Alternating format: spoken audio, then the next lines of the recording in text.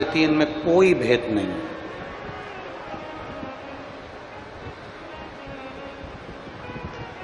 कोई कहे तुमसे कि ब्रह्मा जी छोटे हैं कि शंकर जी छोटे हैं कि नारायण छोटे हैं कि राम छोटे हैं कि कृष्ण छोटे हैं कि दत्त छोटे हैं, ना ना ना।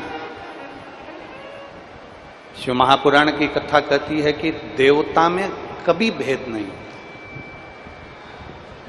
दुनिया के लोगों में भेद हो सकता है पर देवी देवता में कभी भेद नहीं होता।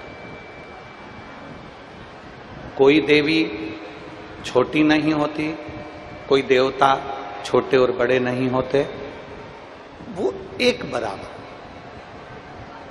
ब्रह्मा जी का कार्य अलग है, भगवान विष्णु का कार्य अलग है, भगवान शिव जी का कार्य अलग है। अब थोड़ा समझना है हमको, जितने जितने लोग आस्था चैनल पर सुन रहे हैं, जितने फेसबुक यूट्यूब पर सुन रहे हैं और जितने मां गंगई की पवित्र भूमि गंडई क्षेत्र में बैठकर छत्तीसगढ़ की इस पवित्र धरा पर कथा को सुन रहे हैं, वो जरा विचार करिएगा। देवताओं में कोई भेद नहीं। ब्रह्मा विष्णु महेश ये तीनों देव एक,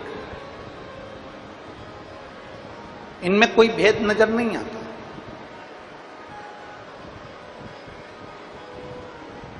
ये तीनों देवता हमको सिखाते हैं कि भगवान शंकर का जो अभिषेक होता है वो 3 टेकी लगी होती है और उसके ऊपर कलश रखा होता है और कलश में से एक एक बूंद पानी शिवलिंग के ऊपर गिरता है। ये हमको बताते हैं कि ब्रह्मा विष्णु और महेश एक एक बूंद पानी जो पृथ्वी पर गिर रहा है, मतलब ये तीनों एक हैं, इनमें कोई भेद नहीं है। इन तीनों में कोई भेद नहीं। और आरती में भी सारे देवताओं की आरती भले अलग अलग गाई जाती है, पर भगवान शंकर की आरती में तीनों देवताओं का गुणगान होता है। ब्रह्मा विष्णु सदा शिव जानत भोले जानत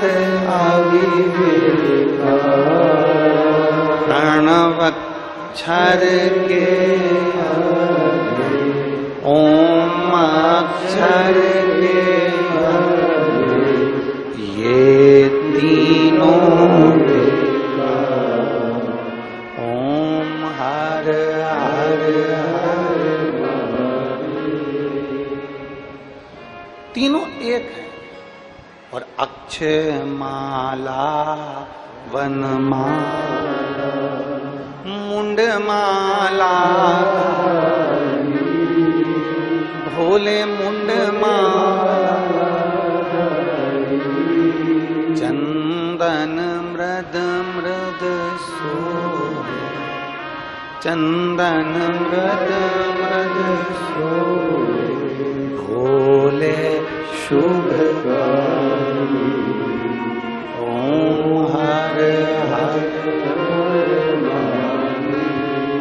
शिव महापुराण की कथा कहती है कि ब्रह्मा विष्णु और महेश इन तीनों में कोई भेद नहीं है। तीनों देवताओं में कोई भेद नहीं है, तीनों के स्वरूपों में कोई भेद नहीं है, तीनों के अंतर्गत कोई भेद नहीं है, पर दुनिया के लोगों ने इनमें भेद कर दिया। दुनिया के लोगों ने भेद कर दिया। कोई कहता है कि नारायण हमारे हैं तो वो बड़े हैं, कोई कहता है शिव हमारे हैं तो वो बड़े हैं, कोई कहता है ब्रह्मा हमारे हैं तो ब्रह्मा बड़े हैं, कोई कहता है ये हमारे हैं तो ये बड़े हैं। शिव महापुराण की कथा कहती है ये तीनों में कोई भेद नहीं। ये हमको लगता है, ये हमारी दृष्टि से हम जो गलत सोच लेते हैं ना, गलत विचार कर लेते हैं, हमें लगता है कि इन देवताओं में भेद है, पर भेद किसी में। एक दुकान पर 2 भाई 3 भाई 4 भाई, दुकान एक है और चारों भाई एक साथ काम कर रहे हैं। दुकान एक है और चारों भाई 3 भाई 2 भाई 5 भाई एक ही दुकान पर काम कर रहे हैं। अब भेद देखिएगा, जरा भेद की दृष्टि देखिएगा कि कैसी होती है।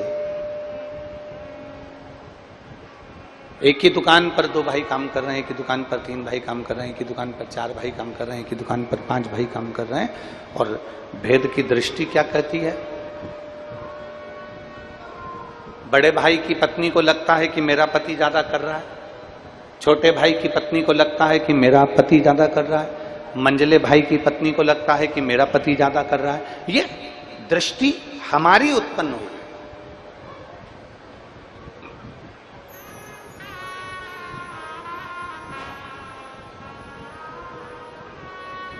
मां अपने बच्चे को बराबर का दूध पिलाती है।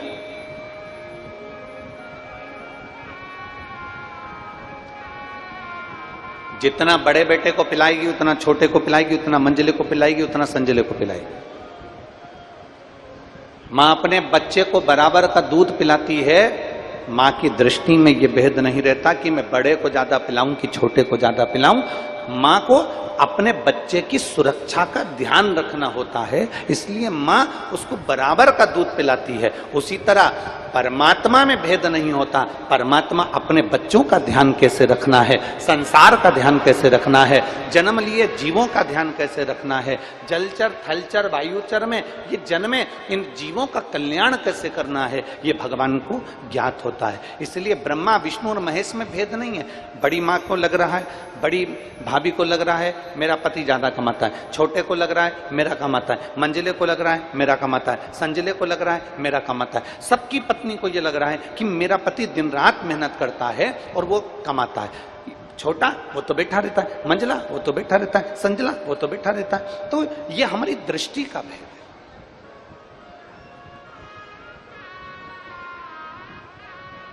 इसको हमारी दृष्टि का भेद कहा गया।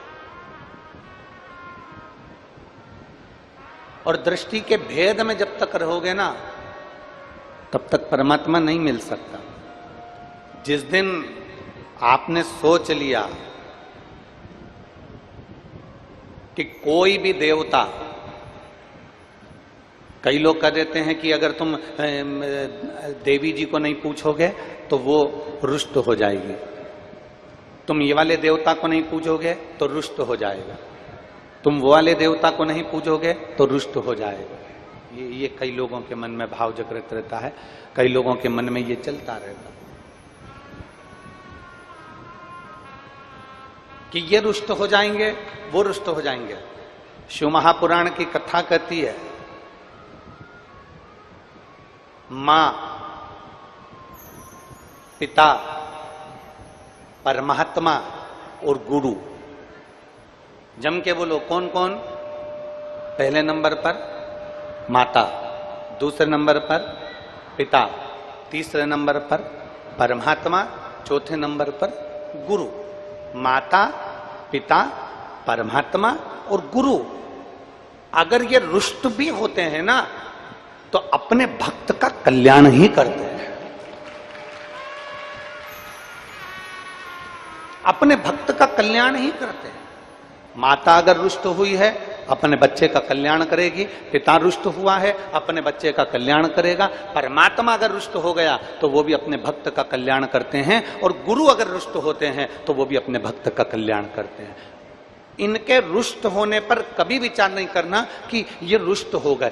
कोई कहे कि हमारी कुल देवी रुष्ट हो गई, कोई कह दे हमारे पितर रुष्ट हो गए, कोई कह दे हमारे ये रुष्ट हो गए। शिव महापुराण की कथा कहती है, भगवान शंकर के शिवलिंग में 9 ग्रह देवता विराजमान है। भगवान शंकर के शिवलिंग में पितृ देवता विराजमान है। भगवान शंकर के शिवलिंग में कुल देवी, कुल देवता, सारे देव, 33 कोटि देवता सब भगवान शंकर के शिवलिंग में विराजमान है। सारे ऋषि, सारी नदियां, सारे सरोवर, सारे पर्वत, सारे जलचर थलचर। कभी रुद्राष्टाध्यायी का आप स्मरण करेंगे तो उसमें आता है, पर्वत भी शिव है, नदी भी शिव है, तालाब भी शिव है, सरोवर भी शिव है, पशु भी शिव है, पक्षी भी शिव है, जलचर भी शिव है, थलचर भी शिव है, पृथ्वी भी शिव है, आकाश भी शिव है, संपूर्ण ब्रह्मांड शिवमय है। तो एक शंकर के शिवलिंग पर जल चढ़ाने से हमारे पितृ और हमारे कुल देवता और हमारे ग्राम देवता, हमारे नगर देवता सब प्रसन्न हो जाते हैं।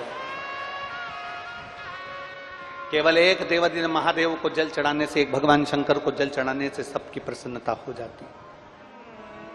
सबकी प्रसन्नता हो जाती है। श्री शिवाय नमस्तुभ्यम। अगर जानकारी अच्छी लगे तो लाइक करें, कमेंट करें। चैनल पे नए हैं तो सब्सक्राइब करें। हर हर महादेव।